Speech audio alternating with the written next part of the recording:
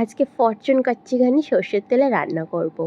দেখতেই পাচ্ছ একটা বড় কড়াই নিয়ে হাজির হয়ে গেছি। বড় একটা গ্যাসের ওপর বসিয়ে তেল দিয়ে আলুগুলোকে বেশ লাল লাল করে ভেজে নিয়েছি। তেলের মধ্যে ফোড়নে তেজপাতা, পেঁয়াজ কুচি, পেঁয়াজ বাটা সব কিছু দিয়ে নেড়ে চেড়ে আগের দিনের ম্যারিনেট করে রাখা এই দেশি মুরগির মাংসটা দিয়ে দিয়েছি। ম্যারিনেটে কী কী দিয়েছিলাম? ওই আদা রসুন বাটা, কাঁচা লঙ্কা বাটা, নুন, হলুদ, তেল, টক দই, লঙ্কার গুঁড়ো সমস্ত কিছু দিয়ে ম্যারিনেট করে রেখে দিয়েছিলাম সারা রাত। তারপরে এই তেলের মধ্যে মাংসগুলোকে ছেড়ে টমেটো কুচি, পেঁয়াজ কুচি সব দিয়ে বেশ ঘন্টা খানেকের জন্য একদম কষিয়ে নিয়েছিলাম।